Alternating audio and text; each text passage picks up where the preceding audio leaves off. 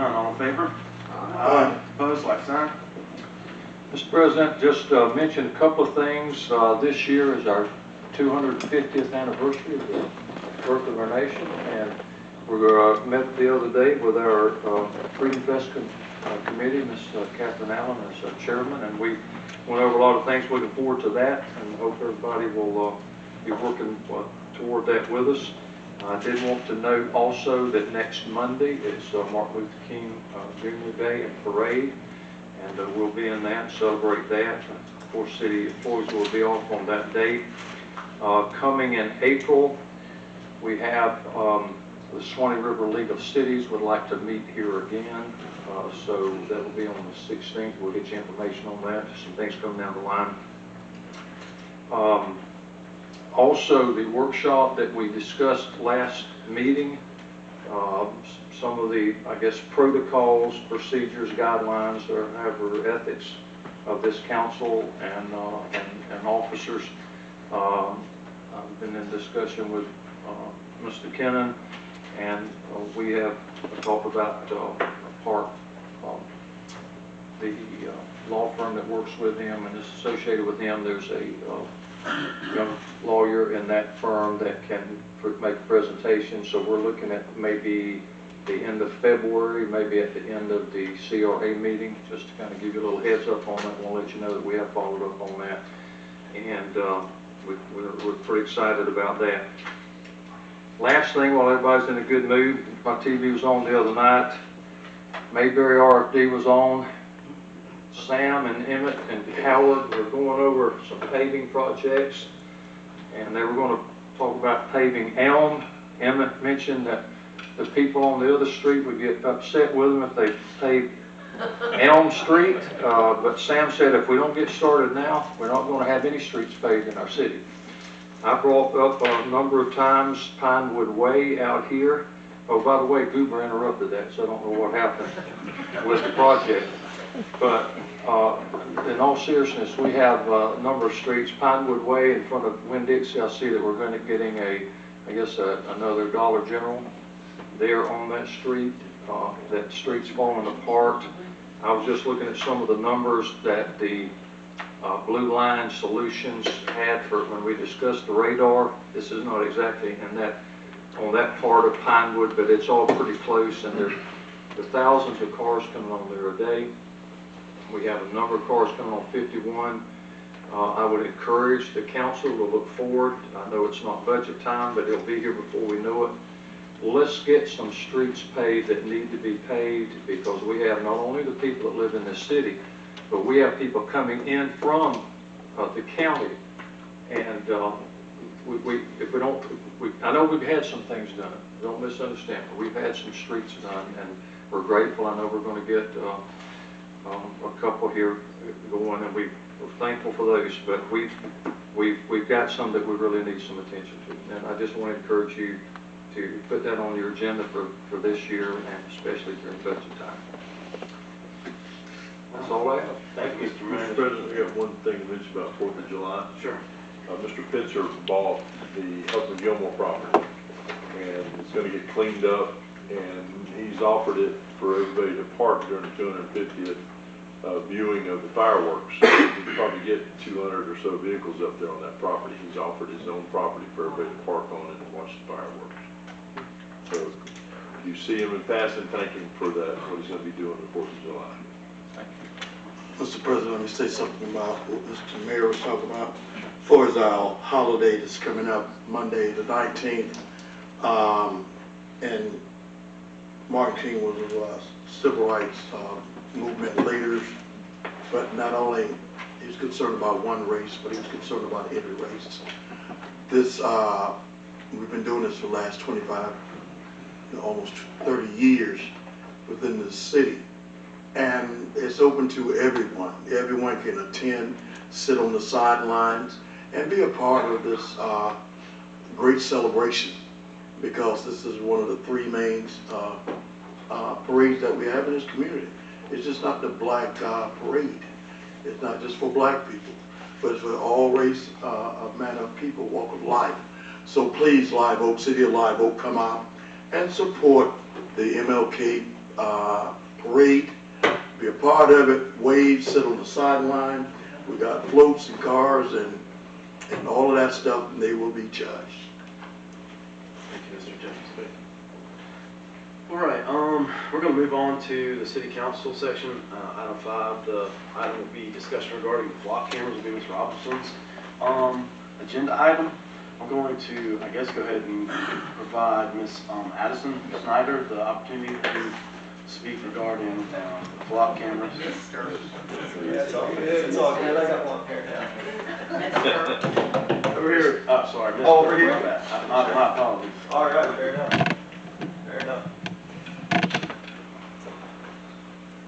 Firstly, Flock is a private company. They have about 100,000. Yeah, just go ahead and Oh, tell me yeah. the name. Sorry about that. Go I'm sorry. My name is Addison Snyder. I moved to Live Oak about 2 years ago. 718 7th Street Southwest. Anyways, Flock's a private company. They have about 100,000 cameras nationwide and growing. They take many, many billions of pictures of cars per day. That amounts to, statistically, over 100 pictures per person per day, meaning any licensed driver, on average, in the United States, is getting 100 pictures taken of them per month, from these cameras. You may or may not have noticed them. I know we didn't exactly discuss them. I could go on for hours about how Flock and these cameras are absolutely terrible for humanity in a lot of ways. I'm sure, 250th anniversary, I don't think founding fathers would approve of mass surveillance, but whatever. But I'm not going to do that. I'd like to get into more about how they got here and how disgusting it is that we have eight cameras in the city, 8 cameras in the county, and I don't think they've ever been really mentioned more than once or twice in the city council meetings. To the best of my knowledge, I don't think they were voted on by the city council. To the best of my knowledge, I think they were unilaterally installed by the police department, and I've got the contract. They were decided, it was a contract signed by Chief Davis 12 months ago, almost 12 months ago. This January last year, a contract was signed. And I don't think anybody was notified. I don't think anything was discussed, but we'll have discussions about radar cameras in school zones. That disgusts me. It really, really, really disgusts me that we didn't talk about this, that nobody knew about this, and that these were just installed without any sort of notification, without any sort of discussion. Because honestly, I can handle an argument against or for Flock. I'm okay with that. If the people decide they want Flock cameras and if they want certain mass surveillance, fair enough, that's democracy. That is not democracy when the people we elect don't actually know these things are being installed, and that disgusts me. A lot of arguments against these Flock cameras will probably be met by the police with some form of pinky promise, or you can trust us, or it's for your safety. In my eyes, they've completely and utterly broken that trust when they installed these without bringing it up to the city council or to the public for input. A couple weeks ago, I brought and emailed you guys a suggested city ordinance doing some fairly, I think, fairly common sense things. For example, limiting the Flock cameras to more than 500 feet from, say, churches or schools or medical facilities. Very common sense stuff. Amongst other things, also requiring that the police get the city council approval for where they put these and when they put these in. I could go on about this. I've emailed it to you guys. I really, truly hope you actually read these emails. I know Vanessa Robinson did. Thank you so much. And that's all I have. Please be on the right side of history. Thank you, sir. All right, Mrs. Robinson. Yes, I wanted to, you see the block cameras are on the agenda because I had constituents who were concerned about how did the block cameras get here. And that, as Justice Mr. Snyder stated, that there was no input, there was no public hearing, there was no discussion among the council. And so, actually today I was talking to someone who mentioned, and it wasn't one of my constituents, who was concerned about the privacy of the block cameras. So the question is to our city manager and whoever was responsible for installing the block cameras. How did they get here without discussion? Jason, you want to cover that? You're the local expert on that. As far as them coming out, Come to the middle. That's for staff. they came to us to discuss it, us and the county. Yes, sir. Jason Roundtree, Captain of the Lubbock Police Department. The procurement process that we have for the city is outlined by policy and procedures, the flock cameras. Just for a little bit of groundwork too, so that everybody's familiar, because I've heard a little bit of different information on this. And what I'm trying to provide you is an unbiased informational thing. So I'm not going to get off into the rhetoric of either thing unless you ask me. But informationally, the county has 8 deployed cameras currently that to my knowledge, through North Star grants, through the federal grant system, they acquired theirs. Deployed them in the county a little bit before we did. We've been pursuing this technology since about 2017 or 18. We became interested in it through some casework that I did as an investigator down in Orlando with a major gun case that we had. So we've been pursuing it for some time, and the cost of it, and the reoccurring cost has always been the issue that's kept us at bay. Reoccurring costs being those annual costs that you add into your budget. In investigating that, we came across a company that's growing that was just cited. Flock is an Atlanta-based company that began, I think, in 2016. College graduate. His reasons cited were burglaries in his local area. Flock is the name that it has is based on the idea of a flock of birds keeping watch over a neighborhood, that type of thing. But we followed a policy and procedures for procurement. It's a lease-based device that we have. We have 8 in the city, 4 of them through the police department, 4 of them through the CRA. So we pay for 4, they pay for 4, and annually for those 4, the lease on that is about $12,500. According to our policy and procedures, that procurement went through our offices, signed in a PO by our boss, the chief, and the city manager, and installed later. The length of time that's been cited, contract was signed back in January, which is true, but the permitting process goes through DOT. We do have to get permissions. I'm glad it went right.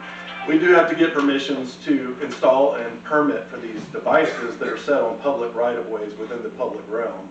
And the Department of Transportation was permitted, those sites were investigated, and then the devices installed in those permitted locations. That took about 6, almost 7 months, which is the length of time within that year. The procurement process that we entered into was a trial period. We had a 180-day trial period free for installation to run the devices and make sure that they were operating according to the guidelines that we were built on. As of yet, we have not paid an invoice on those because we're coming out of that trial period now.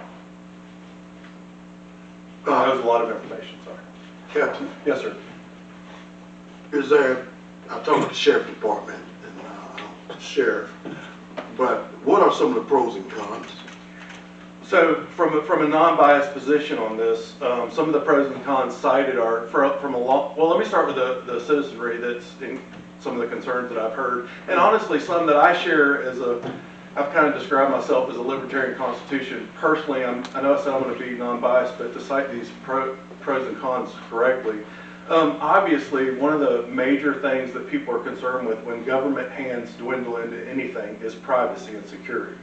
How far is government reaching into our private lives? How much control does government have in our private lives? And constitutionally, are they allowed to do that?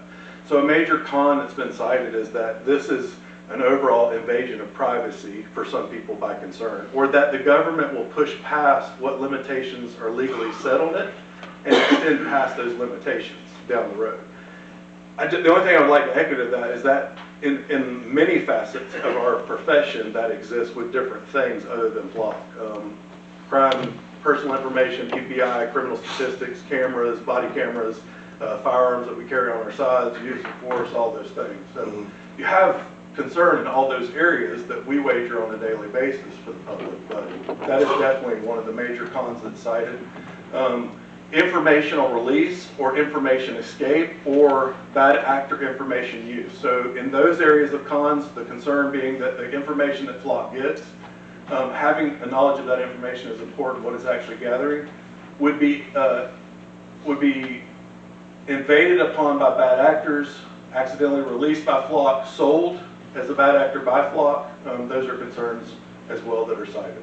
So in other words, private information captured by the cameras that's currently being advertised as encrypted data that transfers to a portal through AWS encryption to the .gov cloud and then back to us as hits occur, that can somehow get out and escape. That's also a cited concern. So the reduction of man hour, instead of man hours sitting and watching Yeah. and for protection, police protection, how does that play? Yeah, entering into some of the, which would be some of the pros, and I'm sure Mr. Snyder would like an opportunity. He and I had a discussion in our Republican meeting by invitation on some of these issues, so I know we went back and forth a little bit there, just to be fair to his point of view. Yeah, as far as the benefits to law enforcement go, understand that I know in dealing with this, there is an air of fear that the government is going to intrude into your lives. That's what we got you for, right? I want your accountability. We want your accountability. I can assure you that at least for my department, we've done nothing nefarious. Our idea is we want to pursue the bad guy and bring them to justice as quickly as we can. So the reason those tools are beneficial for us is this. One of the gentlemen in the last meeting that we was at said, the amount of money you're talking about over 2 years could pay for a position for a year. And I said, yes, sir, it could. Imagine now that that position was 8 positions for 24 hours, 7 days a week around town, because that's what the cameras do. The cameras, there's a couple of different misconceptions about what they do. Through high resolution HR photography, they take several pictures of the rear of a vehicle with the intent to identify the vehicle. Primarily the tag is the source of information the cameras are looking for, but it does do what they call fingerprint the vehicle. In other words, if there's bumper stickers, particular dents, make, model, and color are all contributions that can be added into a hot list. That information is stored for a period of 30 days, goes to a cloud. It's sent to, through an AWS encryption, to a government cloud. That's where our information at FBI, NCIC, FCIC wages itself against the car itself, and if there's a hit within that government information, they send it back to us. Solely the car, solely the tag. It doesn't give any of the private information through Flock. Just lets us know the tag, the make, the model, and the picture of the vehicle. It's up to law enforcement to then run through our government sites to verify that that information comes back in a positive hit. All right, well, you all, Let me ask a question. Yeah, please. Because we veered away from the question that I asked initially. I'm sorry, I tend to wander a little bit. Right, you gave what you could. The question that I asked was, how did we get here without public input? It's that after we're thinking, yes, Flock may be good, I'm not for it, I'm not against Yes, it, ma'am. but how did we get here? I think, Without discussion, without the council knowing, I've looked up stuff I've seen where in Tallahassee, they have a lawsuit. I've seen in Eccles County in Georgia, and the council members in Tallahassee, they were not aware. It's kind of like the same thing. And so now I don't know where they are with this lawsuit, but there's a lawsuit that was bought on there in Leon County about Flock cameras. Eccles County, the sheriff secretary used these cameras for her personal yes, ma'am. purpose to stalk someone. Yeah, So how did we get here? yeah. What you're citing Without- is a. Public input or without council input? Yes, ma'am. Yeah, what you're citing in Nichols County is a case we're familiar with. We got, not only does Flock release that information to us, but we see it through Google searches. It was a violation of policy and of law and procedure for that officer. Unfortunately, and I hate this about my profession, just like I tell my pastor he hates his about his, there's bad actors in all of our professions. It's a sad thing. I argued with somebody at the Chiefs Conference today, we're not basically good at humans, we're basically evil at heart, deceitful and wicked, who can know it. Unfortunately, there's bad people out there. That's where people like me come in, and I know he said, Pinky promised to check. We have written promises, so we do monthly audits. I audit the system myself. I'm double audited by the chief to ensure that we're looking over the system on a monthly basis to make sure that the checks that are being run, we've put in place a policy. We actually have a place that's been signed recently by the chief where we're putting in a permission. So if an officer wants to enter what we call hot list information, it has to go through his supervisor, be approved, so it's not only signified, it's aware. If you run anything without that approval, that's a terminable action. And those are things that we have to check routinely because, unfortunately, just like public salesmen, cops can be bad guys too. We have to find those and weed them out, as few that they are. as far as how we got here, part of this issue is the difference in the way the paradigm's looked at. So I know one of the things that's mentioned was blue line and the citation in the school zones. The reason that that was, and actually by procurement policy, that didn't necessarily have to come before the council either. It was through myself and my boss's recommendation that that come before the council because it was an extreme shift in paradigm. There's a big difference in a camera than a school zone that will literally issue a citation, charge you money through the mail that has never happened before. These cameras, by the essence of what they are, at least for law enforcement and how we view them, is nothing more than this. In a public place where there's no expectation of privacy, exists a camera that takes pictures that we could go back and look at. Just like the camera at Howland's, just like the camera at Lowe's, just like the camera at your house when I canvass after a murder and ask, can I look at your Ring camera information? So they're housing that camera information so that if we have a crime in the area and we know the vehicle information, we can go back to that camera, get the data, run the data, figure out who it belongs to. We still have to do our own research and investigation. Other than that, there was no great, I know it's been cited that this is a gross difference of law enforcement. It's really not. It's what we do on a daily basis. The only difference is rather than me being on the corner of the roundabout, watching cars go by and looking for the car that I'm following for, I now have a camera in that location so I can go down to Walker and 90 and spend my time there, if that makes sense to you. Another misconception is that the cameras are AI, they're trapping your face, they're getting your voice, they're sending you a ticket in the mail. None of those things are true with Flock. As far as surveillance goes, primarily any surveillance regarding the camera is only investigatory. For instance, we had a man who placed a GPS tracker on his wife's car, a gross domestic violence felon that we were trying to find to prevent him from hurting her. Flock led us to that individual. We were able to make that arrest. The gentleman from Quincy that killed 2 people and injured 2 others gravely was stopped here in Live Oak because of Flock cameras and Flock intervention. We found 3 stolen vehicles in the city limits of Live Oak recently as 3 months from Flock cameras, and a list of other smaller, lesser included crimes like burglary and theft have been solved in this area already since we've been running the cameras in July. Don't want to overstate the good because I want to give the bad fair time too, but it's been an invaluable service to us thus far. Let me say, the incident, child abduction, I think